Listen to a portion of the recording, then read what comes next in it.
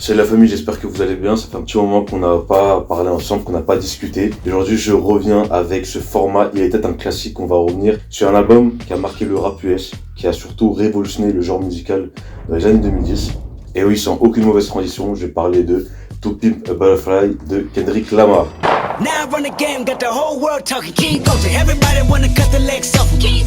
Kendrick Lamar qui va se produire au Super Bowl d'ici quelques heures, donc j'en profite aujourd'hui pour vous parler de cette œuvre qui m'est chère et qui est chère au rap US, une œuvre qui a transcendé le hip-hop pour devenir cette fresque artistique et à la fois politique. Dans cet épisode, on va plonger directement dans la création, l'impact culturel et musical, mais surtout les chiffres, les récompenses, donc tout cet ensemble qui vont confirmer la place de cet album dans le panthéon des chefs-d'œuvre musicaux. Écoutez, si vous êtes prêts pour ce nouvel épisode, n'hésitez surtout pas, comme d'habitude, de vous abonner, de mettre à fond d'action sous la vidéo. Et n'oubliez pas aussi par ailleurs d'activer la cloche pour vous abonner. Et si c'est fait, c'est maintenant.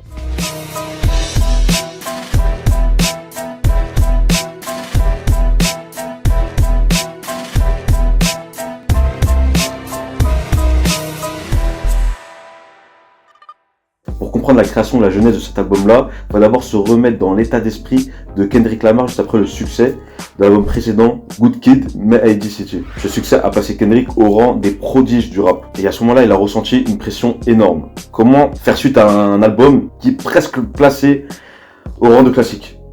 Comment? Et la réponse de Kendrick Lamar, elle est claire. Il ne cherche pas à vendre, ni à plaire. Il cherche juste à faire passer des messages.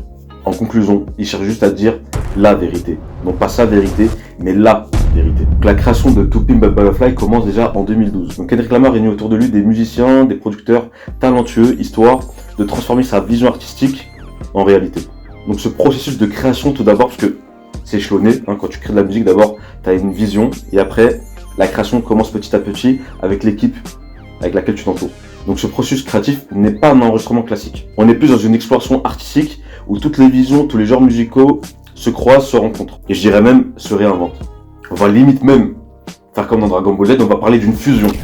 L'album se veut comme un hommage envers la musique noire américaine, voire même une réinvention de ses codes. Et la liste des musiciens et des producteurs réunis au sein de ce projet, c'est du 5 étoiles. Et on va les lister. Excusez mon anglais, mais on a tout d'abord Thunda Cat, ce virtuose de la basse, reconnu pour apporter avec ses grooves complexes mais puissants, cette texture assez unique qu'on peut retrouver dans les titres comme King Kunta et même Wesley Theory. On a aussi Kamasi Washington, ce saxophoniste de génie qui va apporter à l'interlude For Free cette hauteur de jazz inatteignable. Vraiment, il va l'élever d'une manière musicale. Faut juste écouter le son pour comprendre. On a aussi T-Race Martin, le pilier du projet, qui va intégrer des cordes et des cuivres qui vont rappeler les grandes heures de la funk et de la soul. On a aussi George Clinton, la légende vivante, qui va porter sa touche de P-Funk sur Wesley Theory, dont on a parlé tout à l'heure, qui va connecter l'album aux racines même de la funk des années 70. Qu'est-ce que vous voulez de plus que cette liste-là de 5 étoiles, hein? Ah, je sais pas si vous avez écouté l'album, mais c'est une purge musicale. Dites-vous que dans cet album-là, chaque piste est soigneusement conçue comme dans une pièce narrative. En fait, cet album, c'est une histoire. Et dites-vous que la place de chaque morceau est importante. How Much Dollar Cost, par exemple, c'est une parabole spirituelle où Kendrick Lamar explore les dilemmes moraux liés au pouvoir et à la richesse.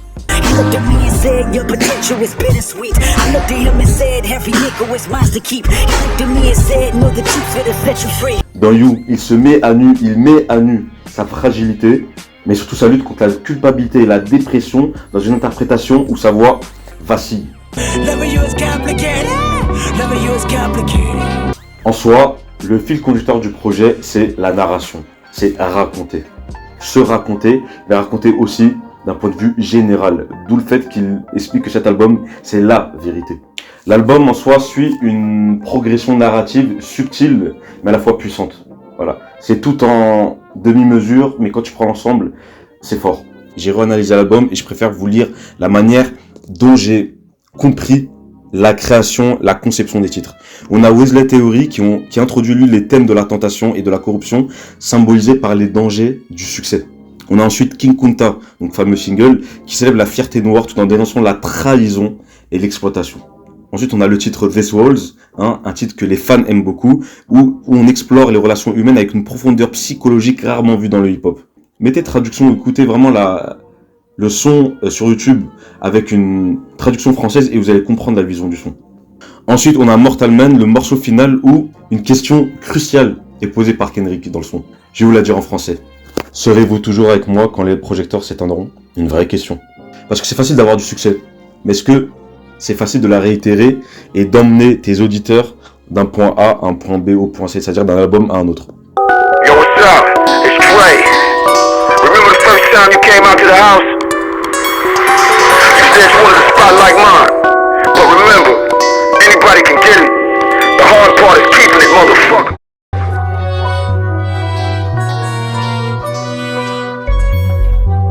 Sorti en mars 2015, To Pimp a Butterfly sort à un moment donné où les États-Unis vivent une tension raciale jamais atteinte depuis très longtemps. Les manifestations contre les violences policières et les injustices raciales dominent l'actualité.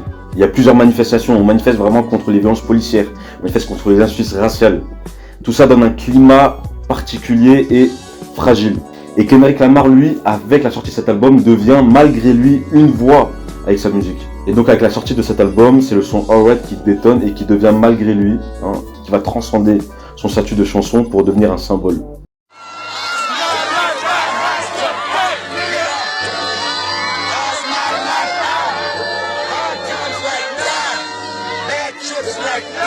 Au-delà d'un symbole musical, il devient surtout un symbole politique. Le refrain We're Gonna Be Alright est repris lors des manifestations, surtout avec le mouvement Black Lives Matter.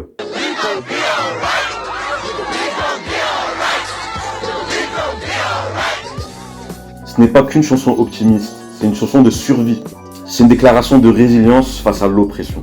Mais l'album ne se limite pas qu'à dénoncer, il pousse aussi à de l'introspection. Et là, une nouvelle fois, je reprends mon téléphone, j'ai réanalysé, et par exemple dans The Blacker the Berry, Kendrick, lui, exprime une colère brute contre le racisme systémique, ce racisme que surtout les Noirs, on va dire même les Latinos, mais les personnes racisées rencontrent dans leur vie de tous les jours. Et à la fin du son, il finit en mettant en avant les contradictions dans la communauté noire. Ces contradictions qui ont du mal à être révélées, que la communauté noire a du mal à dénoncer.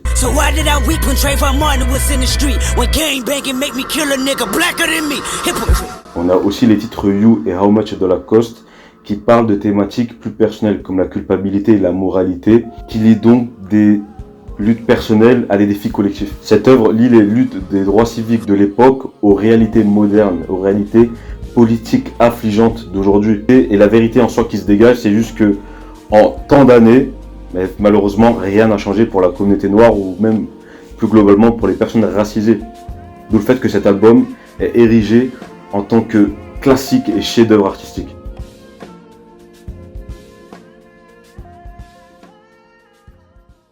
Donc l'album To Pimp a Butterfly a non seulement élevé les consciences, les a aussi bouleversés, mais a aussi réalisé de nombreux records.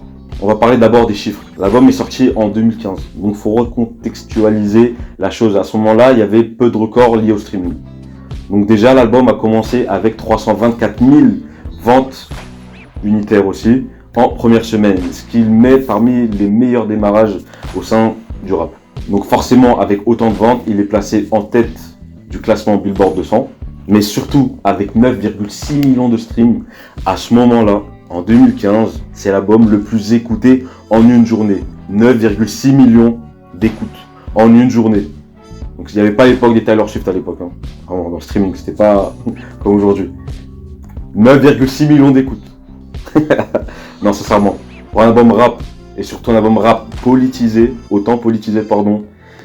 c'est plus qu'un record. C'est vraiment un coup de maître. Et l'impact de l'album n'est pas que sur les chiffres, il est aussi via les récompenses. L'album rencontre aux Grammy Awards, donc de l'année suivante, un succès monstre. 5 récompenses, dont celui de la meilleure performance rap pour le titre Alright. Forcément, vu comment le son était comme un symbole l'année précédente, c'est normal qu'il soit reconnu en tant que tel. Et l'album aussi a été récompensé comme le meilleur album rap de l'année. Voilà, tout simple. Et honnêtement, vu ce qu'il y avait en face, c'était très facile. Bon, pas très facile, mais c'était facile quand même. Et en 2020, et pour moi c'est la plus belle récompense que l'artiste et surtout cet album ont pu recevoir, To Pimp a Butterfly est inscrit au registre national des enregistrements des États-Unis. Dites-vous que c'est tout simple, c'est que le pays a reconnu que la composition et l'interprétation et la manière dont l'album a été conçu, la conception, marque les grandeurs des États-Unis. L'album fait partie de l'histoire, clairement. Tu penses à qualité, tu penses à chiffres, tu penses à réalisation, conception, création, créativité, tout ce que tu veux, cet album.